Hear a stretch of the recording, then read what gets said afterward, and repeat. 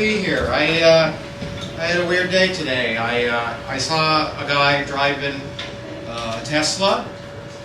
That's fucking embarrassing now. Can you imagine driving a Tesla now? Everybody's pointing at you like it's the Nazi car. Right? And then Volkswagen is like, that used to be us.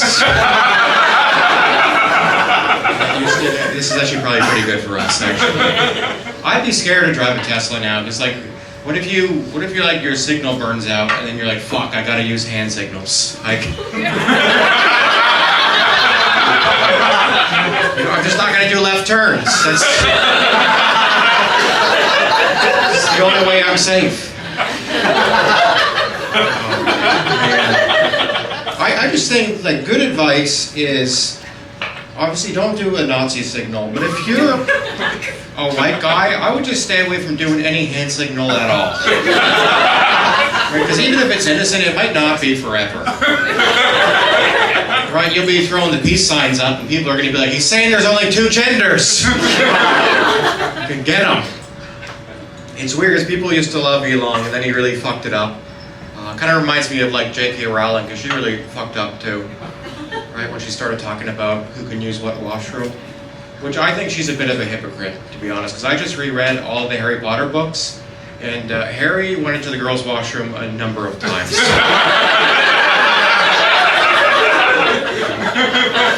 It's like important plot points, he went into those washrooms. And nobody was mad in the books. Right? Nobody was coming up to Dumbledore like, are you letting boys in there? It's like, no, he was just in there to talk to the ghost of a girl. It's like, a girl died in there? Like, yeah, it's just a giant snake killed her. Was it Harry's? That's what we're concerned about. I did have a weird day. I was kind of exploring today. It was uncomfortable. I walked into a sex toy store, and those are weird. Right? Like, people are working in there. Right, you know how awkward that is? You just walk in and they're like, how may I help you? And I'm just like, oh, I want to come. If you could help with that, that'd be cool. And they were nice about it. They're like, okay, well, how would you like to come? And I'm like, oh, I'm here at the sex toy store, so I guess weird.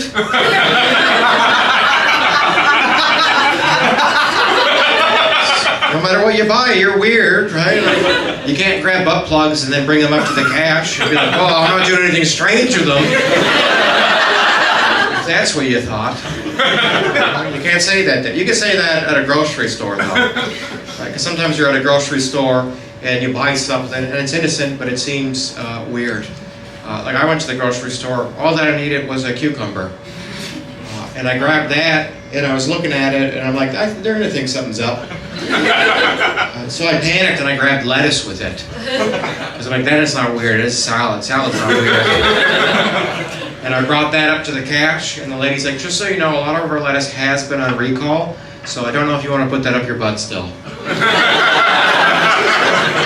Yeah, good looking out, good looking out.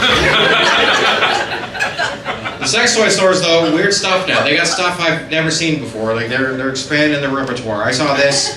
They were selling a dildo with a retractable foreskin. Right? Who's that for? They're just people who love cleaning stuff?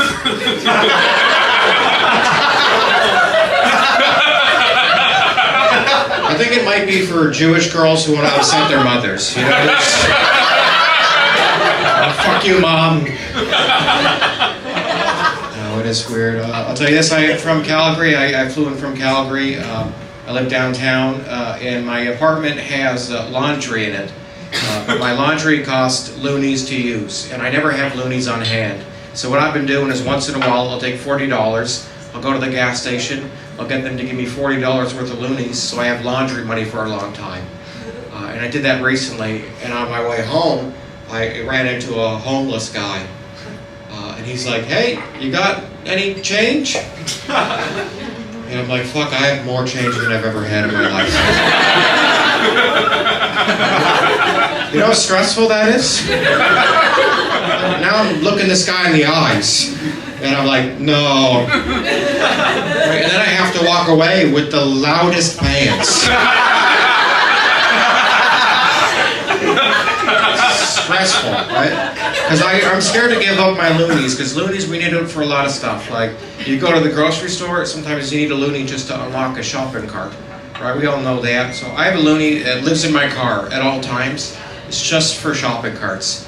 And the other day I used that, and as I was putting that shopping cart away, some loser intercepted me. And he's like, "Hey man, I forgot to bring a Loonie, but I do have 4 quarters.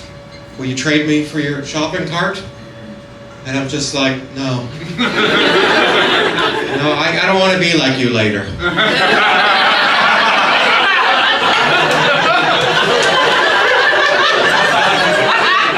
I don't want to approach people in the parking lot. Like, I can't. I look like this. It's scary. I look like a goblin. I can't go up to people like, "Oh, I have pelts. Will you trade for your carts?" I have mini wares. No, I do look creepy. I am bummed about it too. This was my biggest fear too. Like when I was a kid, I'm like, fuck, I hope I don't grow up and become creepy to women. And then I looked in the mirror today, and I'm like, oh fuck. That's not. I have been worried about it. I think I should start going to therapy. And I told my therapist, like, hey, I'm scared that I'm creepy. And she said, I don't think you're creepy at all, actually. So I followed her home. You're not going to undermine me like that. I know the face I have. I have the type of face where if I'm walking down the street at night and there's a girl in the street, I know that I have to cross the road. Otherwise, they think I'm going to murder them. And you know what? Probably not going to. I'm just trying to get a shawarma home. Don't got time. I know girls are scared though because I've heard them make fake phone calls. Right? You might have heard these before. You might have made them.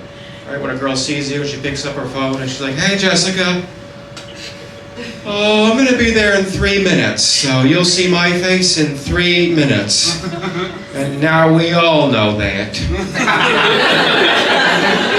And I'm just walking behind her like, okay, she thinks I'm going to kill her, so I'll fix this. I'll make my own fake phone call. So I pick up my phone and I say, "Hey, I'm going to be there in 2 minutes. Yeah, just need to murder this lady real quick." No, I don't do it. I don't murder women, guys. I'm quirky like that. I don't believe in it. No, this is important. I like women to feel safe around me. That's very important because I love all women. I think all women are fantastic. Like, I don't care what shape or size they are. I don't even care what junk they have down here. Right? I treat that like a Kinder Surprise. Right? Like, I don't know what toy's down there, but I'll play with it. Right? I treat genitals a lot like a Netflix suggestion. You know, where Netflix would be like, "Hey, if you like women's vagina, you might like women's penis." You know, like, yeah, I bet I will. I'm going to give it a crack. And I did, and it turns out it's a lot like when you go to a restaurant and you're like, "Oh, I'll have a Coke." And you're like, "Is Pepsi okay?" Yeah, it turns out Pepsi's just fine. Oh, fuck, I might even have 2 Pepsis. Oh, Mountain Dew. I don't know what that is, but I'm excited. I did that. Great time. But then Netflix gets cocky with you after that. It's like, okay, well, if you liked women's penis, you might like men's penis. And I'm like, oh, well. No, I don't know about that one. But you were right the last suggestion. So I tried to do, because, you know, we all tried new hobbies over lockdown. I'm like, I'll suck a fella's dick. You know what? Didn't care for that one at all. Did not like, learned a lot. I did. It really, I learned it hurts to do. Didn't know that. Right? It made me respect ladies a lot more. It's hard work. Like, if you're a lady in here who sucks dick, give yourselves a round of applause.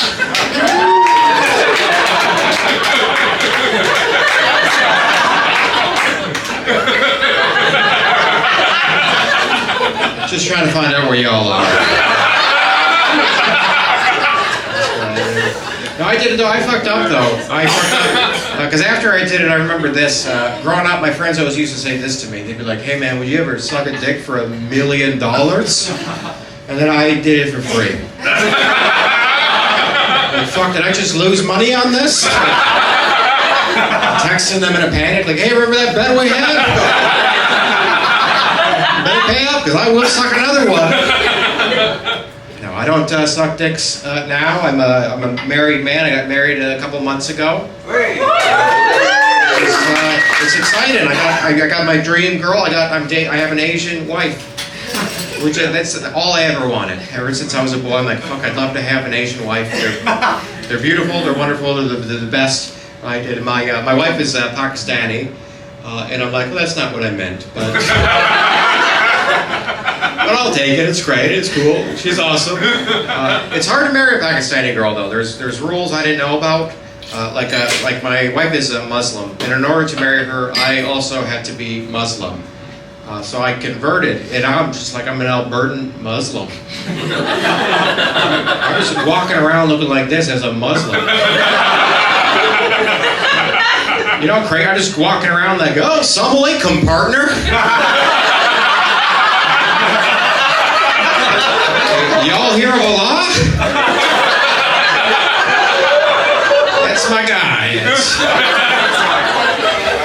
It's crazy though. We got married in Pakistan, in her home city, which was exciting. It was exciting to go there. But what we didn't know when we landed there is that her city is currently the most polluted place on the planet. It has a big smog problem, a lot of smog coming through India, big pollution, and they kept telling us like, hey, if you go outside, you're gonna die. And then I was in a house with her family, an extended family, and after 2 days, I'm like, I'm gonna go outside. Right? Because it was weird being in the house because like they were all talking about me, but like not in English. Like I had to get my wife to translate. Like, what are they saying about me? Like they're like, most of them are saying, what the fuck is a white guy doing here? Which is fair. That's fair.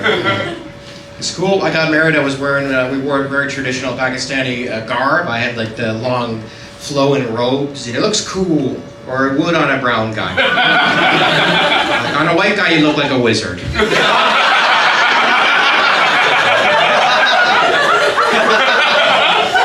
Which is kind of every guy's dream, to get married looking like a wizard.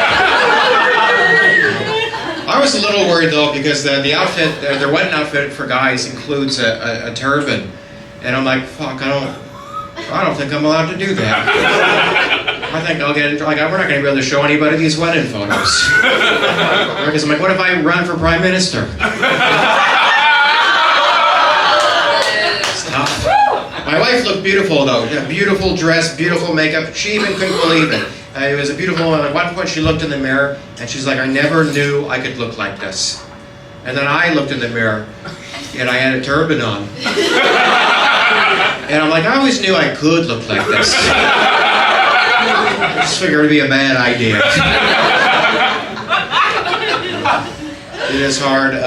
My wife does help me in this one way that I like, where usually if I'm walking around by myself, people will look at my face and assume that I'm racist. Right? Because I don't know if any of you guys ever seen a racist before. Unfortunately, they look exactly like this. Right? Like I look like I yell stuff like, not in my town. And I don't like that. I'm not racist, like unless there's traffic. I'm really not. Right, so sometimes having my Pakistani wife next to me makes me seem less racist. Other times she makes me seem even more racist. Because here's something I learned that you guys might not know, but immigrants are also pretty racist. Right, my wife will say crazy shit, but she says it about other brown people. And I don't know if it's allowed, I just know it ruins my day.